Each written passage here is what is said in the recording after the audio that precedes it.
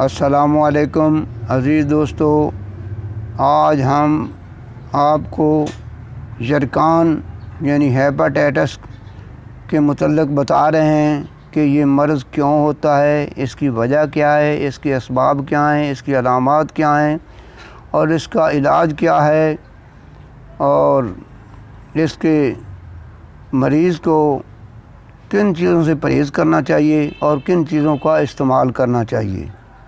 ये मर्ज़ ज़्यादा गर्म अशिया खाने पीने और ज़्यादा देर गर्मी में चलने फिरने या ज़्यादा देर काम करने से ये होता है। और जो जिगर की तरफ से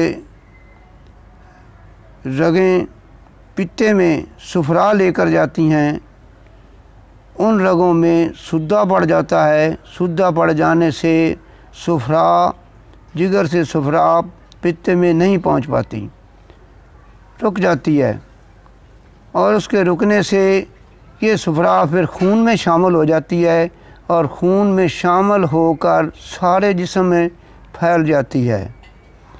जब सुफरा पित्ते में नहीं जाती तो पित्ते से जो कतरा बड़ी आंत में टपकता है वो बंद हो जाता है। उसके बंद हो जाने से ये कुदरती एक मुसल है, जो सुफरा का कतरा जो पित्ते से बड़ी आंत में गिरता है, ये एक मुसल है। उसके गिरने से कब्ज़ दूर होती है। जब वो नहीं गिरता तो साथ कब्ज़ पैदा हो जाती है। यरकान की दो किस्म हैं, एक पीला हेपाटाइटिस और दूसरा काला यरकान। इसकी दो किस्में हैं।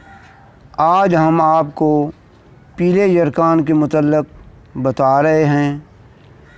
जिसको पीला यरकान होता है उसका पेशाब का रंग जो है वो भी ज़र्द हो जाता है, आँखें भी ज़र्द हो जाती हैं, लब होंठ और चेहरा पर जर्दी फैल जाती है। जर्दी फैलने की वजह यह है कि जिस्म से सारे जिस्म में जो सुफरा फैलती है, उस सुफरा की वजह से सारा जिस्म पीला हो जाता है। मरीज़ का यरकान के मरीज़ का हाज़मा जो है वो ख़राब हो जाता है, उसकी भूख बंद हो जाती है और ज़ुबान का ज़ायका दुरुस्त नहीं रहता। तबीयत उसकी बेचैन हो जाती है और उसे घबराहट महसूस होती है। खुदा ना करे किसी को ये मर्ज़ हो, अल्लाह सब को अपनी हिफ्ज़ो पनाह में रखे, अपने फजल में रखे। और अगर किसी को ये मर्ज़ है तो नुस्ख़ा हम बता रहे हैं। ये नुस्ख़ा जो बता रहे हैं ये पीले यरकान का नुस्ख़ा है। इसको आपने लेकर इस्तेमाल करना है, अल्लाह ताला आपको शफ़ा अता फ़रमाएगा। नुस्ख़ा ये है, आपने सुंड 10 ग्राम, निशादर ठिकरी 10 ग्राम, मुलट्ठी 10 ग्राम, रहमत खताई 10 ग्राम, सना मक्की मुसफ़ा 20 ग्राम और फिलफिल स्याह 5 ग्राम और रहमत सारा 5 ग्राम। सना मक्की को आपने साफ़ करना है, उससे तिनके वगैरह सब निकाल देने हैं, सिर्फ पत्ते पत्ते आपने डालने हैं। और दूसरी चीज़ें इसमें शामिल करके इन तमाम चीज़ों को अच्छी तरह करके बारीक पीस लें और पीस कर आपने पानी की मदद से इसकी चने के बराबर गोलियां बनानी हैं और 2 गोलियां ताज़ा पानी के साथ या नीम गर्म पानी के साथ आपने दिन में 3 बार इस्तेमाल करनी है। जो आप इस्तेमाल करेंगे तो अल्लाह ताला आपको इस मर्ज़ से शफ़ा अता करेगा।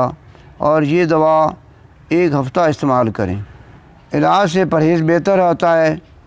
آپ اس مرض کے متعلق پرہیز جو ناموافق چیزوں سے ضرور پرہیز کریں۔ چکنی اور روغنی چیزوں سے پرہیز کرنا ہے، زیادہ گرم اور کھٹی چیزوں سے پرہیز کرنا ہے۔ آلو، اروی، گوبھی اور لہسن، پیاز وغیرہ کی کثرت کے استعمال سے آپ نے پرہیز کرنا ہے۔ جو ہم نے پرہیز بتائے ہیں ان چیزوں سے آپ نے پرہیز کرنا ہے، اور اللہ تعالیٰ آپ کو شفائے کاملہ عاجلہ عطا فرمائے۔ دعاؤں میں یاد رکھیں۔ خدا حافظ۔